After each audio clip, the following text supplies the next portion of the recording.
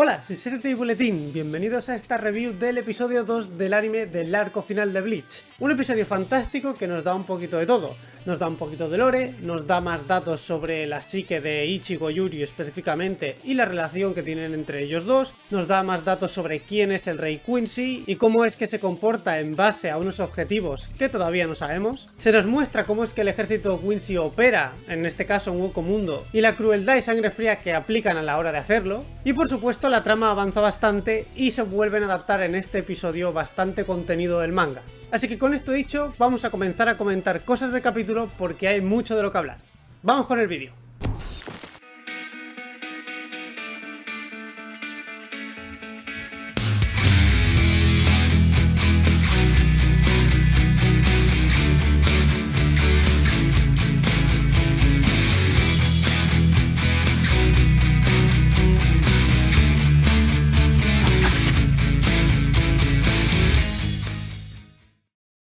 El capítulo comienza con un plano secuencia que rota desde el reflejo de Yhwach en la sangre de Luders hasta un plano donde vemos una jerarquía muy clara donde los personajes quedan en su lugar, es decir, el Rey Quincy queda en la parte de arriba y el abatido Luders queda en la parte de abajo, indicando evidentemente la diferencia de rangos e importancia de cada uno de ellos. Y este plano secuencia es un plano que quizá os marea un poco a muchos de vosotros, pero eso es lo fascinante de este plano, que con solo una transición de un plano a otro consigue que sientas este agobio y mareo que seguramente está sintiendo ahora el arrancar Luders frente a la presencia del Rey Quincy. Y con esta sensación de agobio y mareo respecto al Rey Quincy, se nos enseña cómo es que este trata a estos arrancars, ridiculizándolos, jugando con ellos y tratándolos sin ningún tipo de piedad. Y aunque en el anime no queda tan claro, en el manga sí se ve que claramente se lo está pasando muy bien al hacerlo. Le divierte jugar con los productos de un mundo controlado y gobernado por los Shinigami, como es el caso de la existencia de los arrancars, lo cual nos indica el gran odio que siente este Rey Quincy por el mundo actual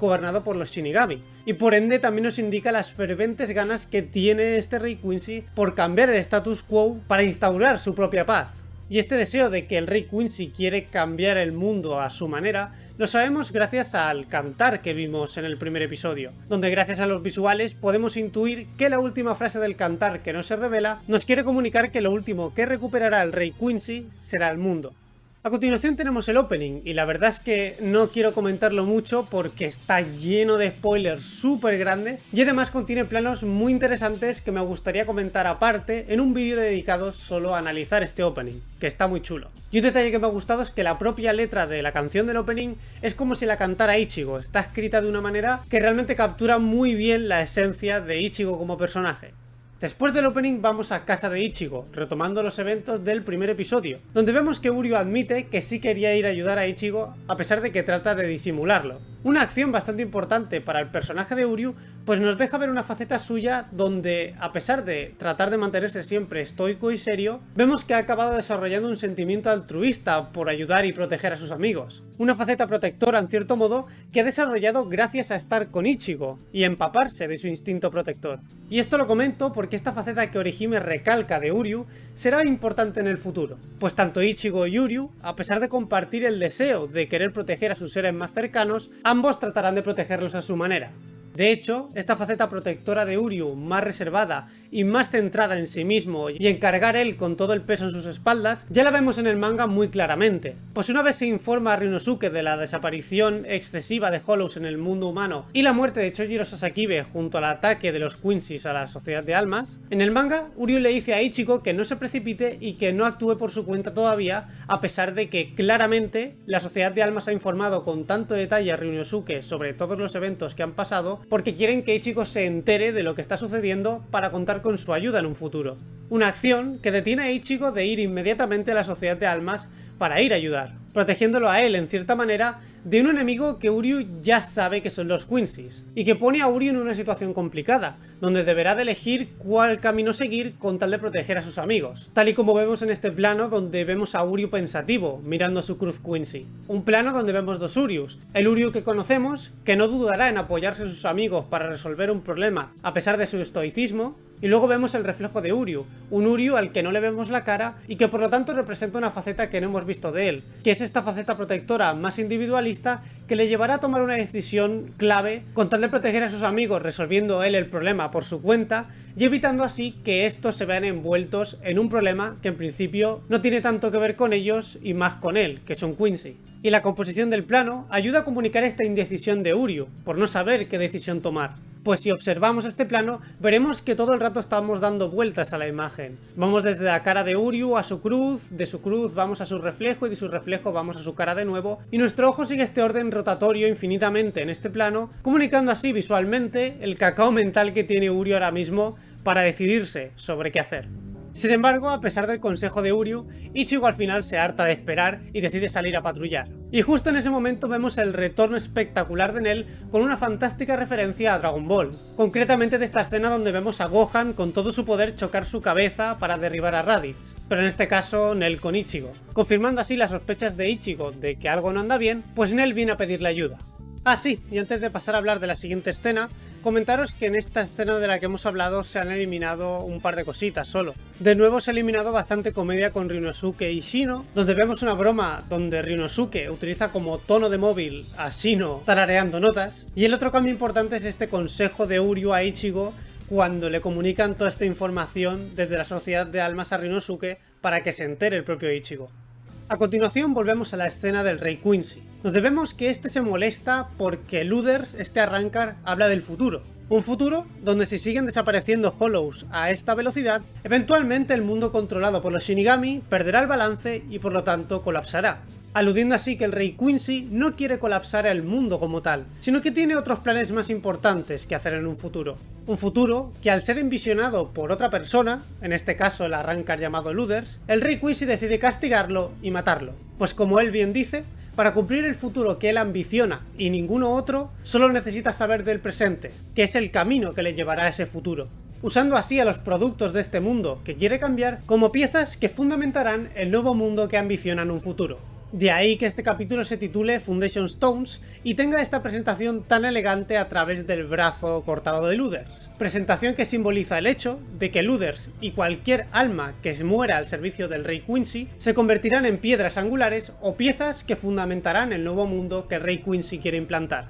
Además, vemos una curiosa manipulación del Reishi por parte de este Rey Quincy, pues a pesar de que lo vemos crear estructuras como las escaleras, de la misma forma que cualquier otro Quincy lo haría, como vemos con Uryu cuando crea estas plataformas para flotar en el aire, vemos como con su silla ocurre algo bastante curioso. Y es que en vez de que la silla se rompa o pierda su forma rápidamente al dejar de utilizar los poderes Quincy para dar forma a esas partículas espirituales, como vemos con las estructuras que crea Uryu, o como vemos con el arma que castea Quilge a través de su cruz Quincy, la silla empieza a desaparecer poco a poco a partir de que el Rey Quincy la toca con su mano. Un detalle que nos indica que o bien el Rey Quincy tiene una capacidad superior para controlar las partículas espirituales hasta el punto de poder controlar a qué velocidad pierden la forma esas partículas espirituales, o bien lo que esté haciendo es convertir la silla en las escaleras, como se deja intuir a través del orden de los planos, lo cual indicaría que este Rey Quincy sería capaz de cambiar la forma de un alma, en este caso la silla, pues recordemos que todo el universo de Bleach está formado en base a la suma de almas y un objeto como una silla no es la excepción, y que por lo tanto está cambiando la forma de un alma de una forma similar a como lo hacían los Fullbringers, que tenían la capacidad de cambiar las propiedades y la forma de un alma a la cual le tienen apego. Sea como sea, de lo que podemos estar seguros es que el poder del Rey Quincy no se limita únicamente a ser una versión mejorada de los poderes base de un Quincy, sino que hay algo más. Y justo después de esta demostración de sus poderes, el Rey Quincy nos revela que no solo ha invadido todo Hueco Mundo, sino que además ha capturado a Halliburton, la espada que tras la muerte de Barragan y Stark ha gobernado Hueco Mundo. Y además, esta conquista a Hueco Mundo ocurre en menos de un día o dos, pues vemos como Nell y P.S. van inmediatamente a pedir ayuda a Ichigo. Una conquista tan rápida que nos deja ver la diferencia de peligro que suponía Aizen en contraposición a la que supone este nuevo Rey Quincy. Un antagonista que no se anda con rodeos y que ha trazado un plan que le permitirá invadir en menos de 5 días probablemente la Sociedad de Almas. Y si su plan resulta ser así de efectivo, lo que nos dice es que el hecho de acabar con el Gotei 13 y aniquilar el Seretei es solo un paso para conseguir cumplir un objetivo que es bastante más grande a nivel de escala que el hecho de invadir y aniquilar a la Sociedad de Almas. A continuación pasamos a la escena del funeral de Sasakibe Chojiro, una escena que pensaba que no se iba a adaptar debido a los rumores que salieron del preestreno de este episodio 2, que se hizo en Japón en septiembre. Y resulta que simplemente han eliminado el discurso que Byakuya da en este funeral. Una decisión muy acertada a mi parecer, pues el hecho de que Byakuya se pusiera a dar ese discurso explicando quién es Chojiro como si no lo conociera nadie, podría resultar siendo una falta de respeto hacia la persona. Y en su defecto han optado por enseñarnos toda esta información que Byakuya nos proporciona en su discurso sin decir ni una palabra, solo usando imágenes y el silencio. Se nos expone la importancia real que tenía Sasakibe en el Seretei, a través de enseñarnos que no solo todos los capitanes, subcapitanes y soldados rangos de menor rango están presentes para mostrar sus respetos en su funeral. También se nos introduce a la mente de Yamamoto en estos momentos a través de este plano con un zoom in, enseñándonos la confianza y lealtad incondicional que se tenían estos dos personajes a través de enseñarnos que el último gesto antes de irse de Sasakibe es mostrarle sus respetos a Yamamoto por permitirle siempre estar a su lado. Y por supuesto, la escena nos falta el respeto a Sasakibe y nos deja con un recuerdo digno de él, pues el hecho de enseñar la incineración como tal hubiera provocado que nuestro último recuerdo de él fuera un recuerdo negativo, el recuerdo de él quemándose, en vez de un recuerdo digno de la persona y de los valores que representaba. Y es por esto que se decide transicionar elegantemente a la casa de Ichigo a través de encender el fuego de la cocina.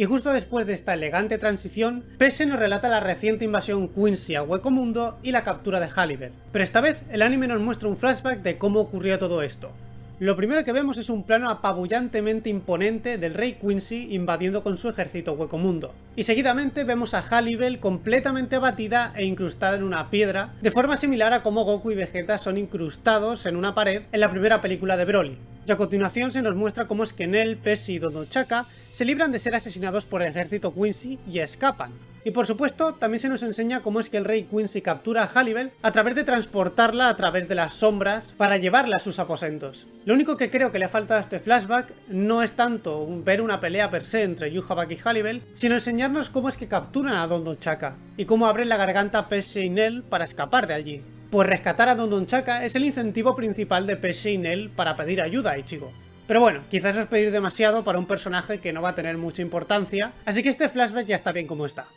Seguidamente, Ichigo y sus amigos se disponen a ir a Hueco Mundo para ayudar a Nel y rescatar a Dodonchaka, pero de repente Uryu se niega a ir. Una decisión basada en cómo él al final ha decidido ayudar y proteger a sus amigos, debatiéndose entre si ir con ellos o buscar una solución por su cuenta para no involucrar a sus amigos en un problema que no tiene nada que ver con ellos y que tiene más que ver con los Quincy, tal y como se nos explica en el plano que os he comentado antes. Y es fascinante como Ichigo, a través de saber que el enemigo son los Quincy's y al recibir el consejo de Uryu de que no vaya inmediatamente a ayudar por su bien, Ichigo ya se imagina que Uryu no va a ir a acompañarlos a Hueco Mundo porque está buscando una manera de solucionar el problema él solo con tal de protegerlos a ellos. Una interacción que nos muestra lo mucho que se entienden entre ellos y que sobre todo nos muestra la madurez que tiene Ichigo. Porque a pesar de que en el anime Uryu sí se justifica un poco por sí mismo, en el manga, en el momento que Uryu dice que no va a ir con ellos, Ichigo lo saca del aprieto justificándose por él para que no tenga que pasar por el mal trago de justificar ante Orihime y Chad su decisión de no ir con ellos, permitiéndole así a Uryu buscar una solución a este problema que se viene, pues Ichigo sabe que Uryu lo está haciendo para protegerlos a ellos.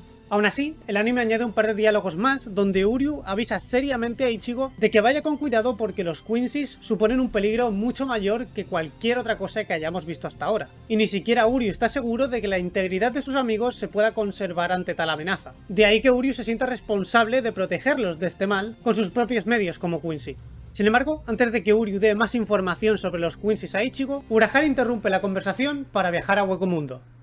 Y ahora sí, vamos a ver rápidamente las dos imágenes de este capítulo que determinan la mitad del episodio. La primera imagen va sobre los Arrancars, y como el anterior de los Shinigami, se nos da información básica que ya sabemos como recordatorio de quién son los Arrancars. Se nos dice que son Hollows que al quitarse parte de su máscara, deshuecan su alma y obtienen poderes de Shinigami, y que gracias al Hoyoku y a Aizen, el número de estos aumentó exponencialmente. También se nos dice que cuanto más fuerte fuera el Hollow, más fuerte sería evidentemente al convertirse en Arrancar y que además al liberar sus poderes obtendrían una forma más cercana a la de los humanos. Un dato que no se aplica solo a los Arrancar sino que viene implícito en los Hollows, pues el rango de evolución más alto de un Hollow al final es el Bastolorde que obtiene una forma humana. También se nos dice que portan una Zanpakuto que sella gran parte de sus poderes y sus habilidades únicas como Hollow, y que al liberarse al hacer la resurrección, que según la información que pone aquí equivale al Bankai de un Shinigami, se obtiene de nuevo todo el poder, habilidades únicas de este Hollow y la apariencia original que tendría este Hollow con poderes de Shinigami. Y por último se nos mencionan las habilidades características de los Arrancars. Tenemos el hierro, que endurece su piel y los protege de cualquier ataque. Tenemos el sonido, que es el equivalente del Shunpo o el Hirenkyaku de los Quincy. Tenemos el cero, que podemos suponer que es el equivalente del Kido de los Shinigami. Y por último se comenta que en general, los Arrancars pierden la habilidad de autorregenerar su cuerpo, siendo Ulquiorra el único que mantenía una regeneración instantánea muy buena. Y a continuación vemos la imagen o keyword de Huecomundo, donde pasa un poco lo mismo, se nos da información básica sobre el lugar. Se nos dice que es un mundo habitado por Hollows y que existe entre la sociedad de almas y el mundo de los vivos, y que la única manera de acceder a él es a través de la garganta. Es decir, que esta dimensión no está conectada de ninguna manera ni con la sociedad de almas ni con el mundo de los vivos. Se nos comenta que siempre es de noche y que la luna se refleja en dirección opuesta a la del mundo de los vivos, y que la superficie está cubierta de una especie de arena blanca, unos árboles muertos compuestos por una sustancia parecida al cuarzo, y que no hay ni un ápice de agua en todo Huecomundo. También se nos comenta que la concentración de reishi en la atmósfera es muy elevada en comparación con la sociedad de almas y el mundo de los vivos, y que está suficiente para saciar el apetito por comer almas de Hollows comunes pequeños. Por último, se comenta que Aizen y sus subordinados ocuparon una vez el lugar, pero que una vez encerraron a Aizen en el Mugen, y tras la muerte de Barragan y Stark, Hallibel tomó el puesto de reina de Huecomundo. Seguidamente continuamos con el episodio y volvemos a los aposentos del Rey Quincy, donde esta vez vemos a un personaje nuevo, un personaje que a pesar de no saber su nombre, podemos intuir que es o bien la mano derecha del Rey Quincy, o una persona con un rango muy alto, pues este le habla al Rey Quincy de tú a tú, sin temor a la respuesta del Rey Quincy. Y este comenta que el medallón de Evern ha sido usado, pero sin éxito, confirmando así las sospechas del Rey Quincy de que el medallón sería incapaz de robar el Bankai de Ichigo. Por lo que de momento, a pesar de que no sabemos los motivos, sí que sabemos que probablemente el Rey Quincy sí sabe el por qué el medallón no puede robar el Bankai de Ichigo. Y respecto al manga, el anime elimina algunos diálogos que no son muy importantes, como el hecho de decir textualmente que el medallón no ha sido capaz de robar el Bankai de Ichigo, cosa que en el anime no se dice, pero se da a entender, y también se han eliminado unos diálogos donde el Rey Quincy ordena capturar más Arrancars que puedan ser igual de útiles que Evern. Seguidamente, después de este momento con el Rey Quincy, pasamos directamente a la garganta, que como vemos presenta una nueva estética y luce increíble, y que a mi parecer hace más justicia a lo que se supone que es la garganta. Un espacio donde la energía espiritual no es estable y hay una constante fluctuación de la misma sin ningún tipo de orden ni forma concreta. Y en cuanto a la emisión constante de energía espiritual para crear puntos de apoyo en esta especie de vacío como el camino que vemos, es interesante de ver que este es amarillo, indicando que el Reiryoku o poder espiritual de un Shinigami se representa con este color amarillo, a diferencia del antiguo anime donde se representaba de color azul. Un cambio que también justifica el por qué el poder espiritual de Ichigo en el antiguo anime era azul y en este es amarillo como en el manga, pues Kubo siempre ha representado el poder espiritual de los Shinigami con este color. También tenemos una interacción muy curiosa entre Ichigo y Urahara, donde en el manga específicamente, pues en los subtítulos del episodio no dice exactamente esto, pero en el manga sí, donde Urahara revela que ha detectado la muerte de dos Arrancars y que junto a la batalla que ha tenido Ichigo hace poco y la inusual actividad que ha habido por parte de los invasores en la Sociedad de Almas, esos eran motivos suficientes como para plantarse en casa de Ichigo y actuar al momento, justificando así su aparición tan conveniente en este momento y justificando también sus apariciones tan convenientes que hace durante el manga. Pero aquí lo interesante es que en el reporte de la Sociedad de Almas que hemos visto antes, no se menciona que hayan muerto dos Arrancars. Sin embargo, Urahara sí lo sabe, lo cual nos dice que no solo la Sociedad de Almas no puede saber la actividad que ocurre en esa dimensión de las sombras que han creado los Quincy's, sino que Urahara sí es capaz de saber qué ocurre, al menos a nivel de presencia espiritual, en esa dimensión, y por lo tanto está enterado perfectamente de que los Quincy's están en la dimensión de las sombras. Un detalle que nos recuerda que realmente no sabemos nada sobre Urahara, ni tampoco qué es lo que pretende al tener controlado el universo incluso más que la propia Sociedad de Almas. Pero bueno, ahora no entraré en los objetivos de Urahara. Si queréis saber más información sobre esto, podéis ir a la primera parte de mi guía completa sobre el Hogyoku, donde allí hago más hincapié sobre los objetivos de Urahara y el por qué hace lo que hace durante la historia. A continuación, nuestros protagonistas llegan a Huecomundo a través de pasar por la salida de la garganta, no sin antes hacer una referencia a la mala costumbre de Urahara de abrir siempre las salidas de sus gargantas en el cielo, igual que pasó en la Sociedad de Almas. Y nada más aterrizar se encuentran con una escena horrible donde vemos los restos del ataque de los Quincy's. Y me resulta curiosa la nueva apariencia que se le ha dado a Huecomundo, que ahora presenta una paleta de colores más fríos y saturados con respecto al anime original. Un cambio que a mi parecer muestra mucho mejor el concepto detrás de este lugar. Un concepto que por temas de spoiler de las novelas de Can't Fear Your Own World tocaré al final del vídeo en la sección de spoilers, pero sí os puedo decir lo más evidente, y es que esta tonalidad de azules del ambiente representa visualmente mucho mejor la idea de que este es un lugar con una gran concentración de Reishi en su atmósfera. Un detalle curioso es la apariencia de todos los Hollows muertos o capturados por los Quincy, los cuales todos son Arrancars, e incluso los que están tapados con este trozo de tela también podemos asumir que son Arrancars por su forma humanoide, lo cual nos dice que la cantidad de Arrancars que realmente llegó a crear Aizen es mucho más elevada de la que nos podíamos pensar en un principio, dando a entender que Aizen, aparte de tener los espada y sus respectivas fracciones, también poseía un ejército de Arrancars con rango de soldados rasos, por si su plan por algún motivo fallaba y era interrumpido por el Gotei 13 y se daba una guerra a gran escala por culpa de, por ejemplo, una temprana invasión de los Shinigami a Hueco Mundo para acabar lo antes posible con Aizen. Y a continuación vemos por primera vez a Quilgeoppie, el capitán de las tropas de caza de Hueco Mundo, y a diferencia del manga, esta vez se nos revela que él es un Stenritter y que posee la letra J. Un Stenritter, para que nos entendamos, sería la élite dentro del ejército de los Quincy, y como se da a entender, estos están categorizados bajo una letra del abecedario, indicando que habrá un total de 26 Stenritters, sin contar la letra ñ, por supuesto. Pero por tema spoilers, no explicaré qué es lo que significa esa letra, ni mucho menos la de Quilgeoppie. Y en cuanto a personalidad, vemos que Quilgeoppie sería la persona perfecta para este puesto de capitán, si no fuera porque trata tanto a Hollows y Arrancars como a sus propios hombres como basura a usar y exterminar. Y también digo sus propios hombres porque en el manga se puede observar cómo es que este mata a uno de ellos sin piedad. Y el motivo para matarlo es simplemente que ese soldado ha ido a pedirle ayuda a su capitán para retirarse de una pelea a la cual no pueden ganar por ellos mismos. Pero aún así en el anime, viendo cómo es que les habla a estos soldados que tiene bajo su mando, también podemos intuir que no tienen mucho más valor que la vida de un Hollow para él. Es decir, los trata como completa basura, en resumen. Sin embargo, durante esta selección que Quilgeoppie lleva a cabo para alistar a algunos Arrancars en el ejército de los Quincy, vemos el regreso de Melony y Loli, dos Arrancars creados a partir del poder del Hoyoku y que han podido evadir la redada para quitar las armas que han hecho los Quincy a los Hollows sin ningún tipo de problema. Pues recordemos que la Zanpakuto de un Arrancar al final no deja de ser una extensión de su propia alma, y por lo tanto, a diferencia de un Shinigami, la Zanpakuto de un Arrancar está formada en base a un pedazo de su propia alma, y no es un objeto independiente como es el caso de los Shinigami. Por lo que independientemente de si los Quincy les quitaron las Zanpakuto o no, estos Arrancars deberían de ser capaces de desmaterializar o materializar su Zanpakuto en cualquier momento, pues como os digo, sus Zanpakutos no dejan de ser un pedazo de su propia alma. Sin embargo, de poco les sirve a Loli y Melony haber evadido la redada de armas de los Quincy, porque Quilge arrasa con ellas en menos de 3 segundos. Y es interesante esta interacción de Quilge porque nos enseña que los Quincy no solo son capaces de formar arcos y flechas con su cruz Quincy, sino que depende de lo que quiera el Quincy, este puede formar cualquier tipo de arma, casteando así su arma personal de su cruz, que en su caso es un estoque, y creando dos kunais, como si fueran dos flechas, para lanzárselas a Melony y dejarla fuera de combate.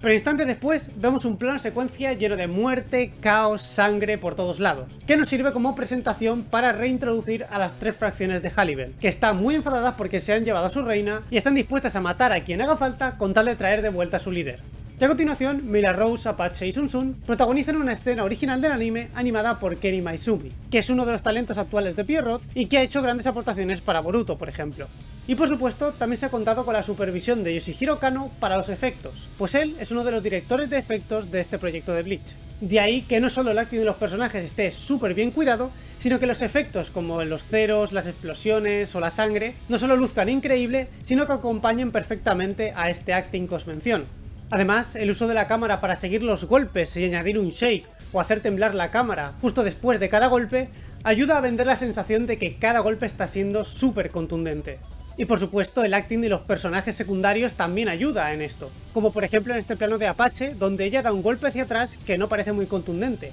pero lo que vende la sensación de que ha sido súper contundente es el cómo recibe el personaje secundario ese golpe, girando a una velocidad insana con poses súper extremas, comunicando así la verdadera fuerza que ha tenido ese golpe, hasta el punto de que el soldado no puede controlar su cuerpo por sí mismo y este empieza a moverse solo de la fuerza que ha recibido. Y justo después de esta fantástica escena y el intento fallido de Quilge por intentar que se unan al Imperio Quincy estas Arrancars, pasamos directamente a la sala de reunión de los capitanes. Allí vemos una reunión donde se deja claro todo lo sucedido con los Quincy hasta ahora y donde los propios capitanes se dan cuenta por sí mismos de que este enemigo al que se van a enfrentar son los Quincy. y me gusta la nueva apariencia de esta sala de reunión de capitanes, añadiendo estos colores cálidos y anaranjados que ayudan a vender la idea de que realmente hay tensión en el ambiente. Una tensión que también se ensalza gracias a las sombras que proyecta esta luz, dejando sombreada la cara de unos capitanes que, al saber que el enemigo al que se van a enfrentar son los Quincy's, se esperan lo peor.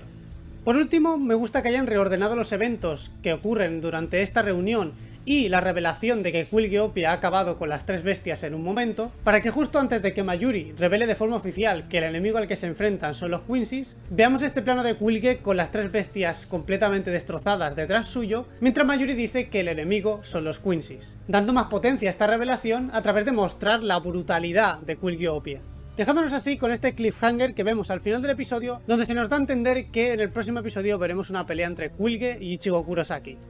Por último, deciros que no comentaré prácticamente el ending por tema de spoilers, pero sí diré que me ha gustado mucho la canción y los visuales que la acompañan, que plantean una situación decadente que no pone freno por nada ni por nadie, expresando muy bien las consecuencias de seguir con una guerra independientemente de las circunstancias en las que se encuentre cada bando. Pues ahora sí, con todo esto dicho, vamos a pasar a la sección de spoilers, así que si solo quieres ver el anime y no quieres spoilearte de nada, te dejo por aquí el minutaje para que vayas al final del vídeo y no te comas ningún spoiler innecesario.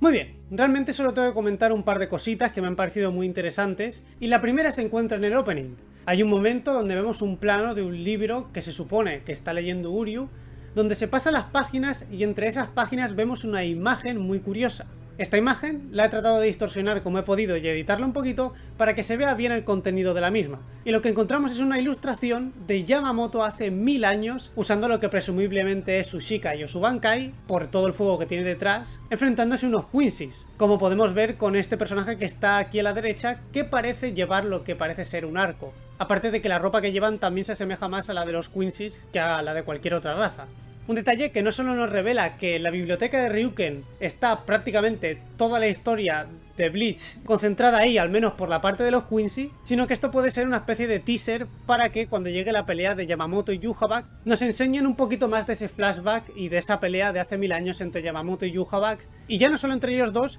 sino entre los Shinigami y el ejército Quincy de Yhwach de aquel tiempo. La verdad que sería increíble ver eso y espero que esto sea una pista de que efectivamente lo vamos a ver, pero quizás simplemente sea un pequeño guiño a que, pues eso, que Ryuken y Uryu saben la historia de qué pasó hace 1000 años, a pesar de que ningún personaje se la cuenta per se durante la historia, ¿no? Y lo último que quería comentar tiene que ver más con el lore, y es que Pese menciona que la arena de Hueco Mundo no se puede quemar de forma normal, y que solo con esas llamas concentradas de partículas espirituales es que se puede llegar a quemar la arena de Hueco Mundo. Y esto es interesante porque gracias a Can Fear Your Own World sabemos que la arena de Hueco Mundo en realidad son los restos del exterminio masivo que hubo de Hollows por parte del rey espiritual, de los cuales solo quedaron estos restos en forma de arena. Una masacre de Hollows que por supuesto el rey espiritual la hizo con tal de evitar que el universo se estancara y acabara el progreso del mismo. Por lo que vemos que el concepto de la arena de Hueco Mundo está un poco basado en el mismo que tenemos en el mundo real, donde hay un tipo de arena que coge este tono más claro gracias a estar formada por los restos arrastrados de formas de vida durante miles de años. Y por lo tanto, la arena de Hueco Mundo no se puede quemar por el mismo motivo que no podemos quemar tan fácilmente la arena en nuestro mundo, que es por el punto de fusión tan elevado que tiene la arena. Pues para que haya una combustión, primero se tiene que oxidar el combustible, pero el hecho de que el componente principal de la arena en nuestro mundo sea el silicio, provoca esto que os he dicho antes, que el punto de fusión sea tan alto que sea muy difícil llegar a quemar este componente. Y de la misma manera que en el mundo real se buscan soluciones a cómo poder reducir el punto de fusión del silicio, la que se usa en la historia es crear una llama concentrada del propio componente que también forma la arena y así poder quemarla. Eso es lo que realmente son las llamas concentradas de partículas espirituales que hacen los Quincy's. Aunque bueno, yo no soy químico ni tengo ni puta idea de esto, así que si me he equivocado en alguna explicación con el silicio y el punto de fusión y todo esto, dejádmelo en los comentarios, porque tengo una noción demasiado básica sobre esto, ¿no? Pero es para que entendamos por qué sí se pueden quemar con esas llamas concentradas de partículas espirituales. Y claro, al quemar el combustible, es decir, los componentes que conforman la arena, lo que provoca es que en esa área hay menos concentración de energía espiritual y por lo tanto todos los Hollows que estén en esa área tendrán menos fuerza, pues estos se fortalecen, al igual que los Quincy, si hay una gran concentración de partículas espirituales alrededor, en la atmósfera. De ahí que los Quincy quemen ciertas zonas con estas llamas para que les sea más fácil invadir Hueco Mundo. Pues hasta aquí este análisis del episodio 2 del anime del arco final de Bleach. Un episodio que ha adaptado bastante menos que el primer capítulo en términos de contenido, pero que ha estado muy bien dirigido y ha sabido cambiar el orden de según qué eventos para ensalzar las escenas que son presentadas durante este episodio. Y a nivel técnico el episodio ha sido súper consistente, tanto a nivel de storyboard, dirección, color, incluso el acting de los personajes ha estado muy bien. Así que con esto dicho, nada más. Si te ha gustado este contenido, recuerda darle a like, suscribirte y darle a la campanita para que YouTube te avise cada vez que suba nuevo contenido sobre Bleach o Chainsaw Man. Te recuerdo que puedes ir a mi Twitter, a mi Instagram o ir a la pestaña de la comunidad para estar informado del progreso de todos mis vídeos y nos vemos pronto con la review del episodio 3 de este anime del arco final de Bleach. ¡Chao!